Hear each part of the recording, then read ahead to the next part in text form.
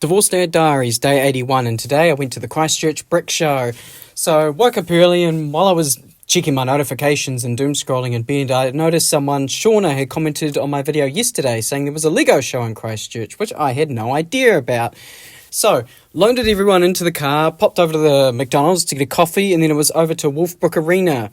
And let me tell you, I was immensely impressed with everything I saw. There was this, you walk in, there's a giant crane, there's a shark, there's the Eiffel Tower, there's a tram.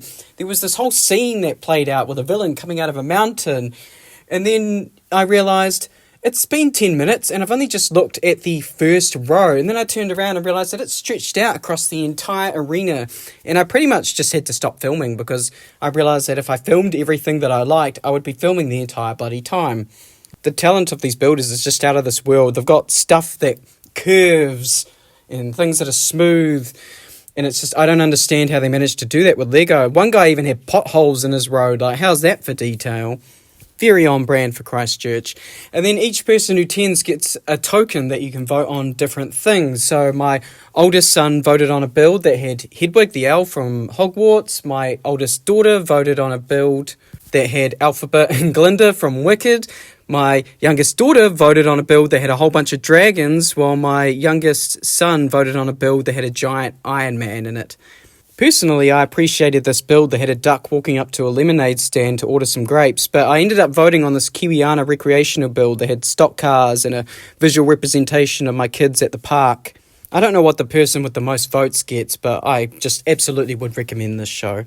I actually ran into a builder that watches these TikToks, so that was a bit of fun. That was a bit of a highlight. But by the end of it, my kids were complaining they were hungry and tired, and I was like, come on, man, we're at a Lego show. And then I checked the time, and it had been like almost 2 hours. The time just flew by because we were so intense on the stuff that we were watching, and it was just amazing. But we're back home now on the... oh God, where do I start? So my son's got a birthday party that he's going to this afternoon, and it's the first one that he's gone to since the separation. So there's been a bit of back and forth organisation between my ex-wife and me, because the invite went to my ex-wife's house and then she had to RSVP. But what I didn't realise is that the party was happening on my weekend, so she had to send me the details for the birthday. And then on top of that, neither of us could think of anything to get for the kid's birthday, and my son wasn't he wasn't helpful either. So in the end, I got a card and I got some cash, which like I know some people get a bit weird about getting cash instead of a present, but like for me personally, I think it's fun to go out shopping with the kids, so hopefully they're okay with that. But I also, when I got the card, I forgot to get an envelope, so it's just a loose card now. There's definitely an opportunity for me to do a bit of retrospection on how I handle this in the future. But also, the ex and I are going to split the cost, the money, so it's all even Stevens. But I should also mention that my oldest son has done a lot of reading since these holidays. So if you cast your mind back, you might remember that I bought a whole bunch of Dogman books secondhand. And when my son got here, he had finished his second book, and I thought it'd be a bit of fun to sort of hide the other books around the house. So I hid the third book in the Kai box, so when they went and got snacks the next day, they were like, oh, that's weird, there's a book in here. But then he finished that in one day. So the next day I went up to the girls' room because he had had a sleepover the day before and thought I'd hide the fourth book on his bed.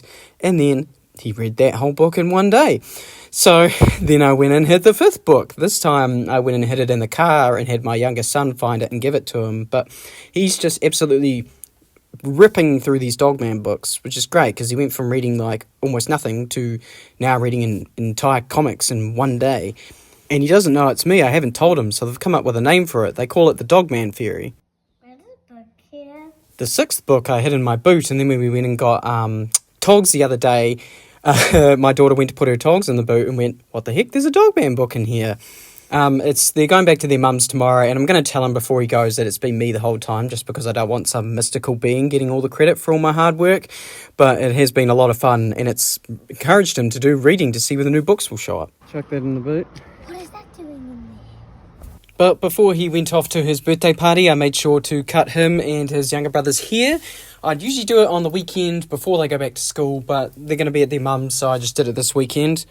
Then while he was gone, my eldest daughter took the opportunity to paint my nails. And then for dinner, we went over to KFC. So it's not uncommon for when one of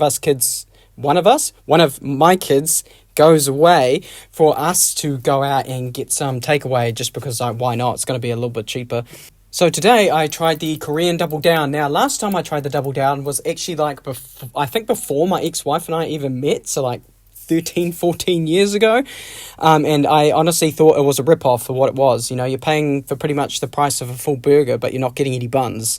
In saying that, the burger today cost about, I think it was $13, which is the same price as a chicken and bacon burger. So yeah, that still stands. And $13 is a bit ridiculous, honestly, but it's within the realm of KFC, that's about standard. But I can go to a fish and chip shop and get a cheaper burger. But moving away from the price though, I actually thought it was bloody fantastic. The Korean one comes with 2 zinger patties, and I love the zinger burgers.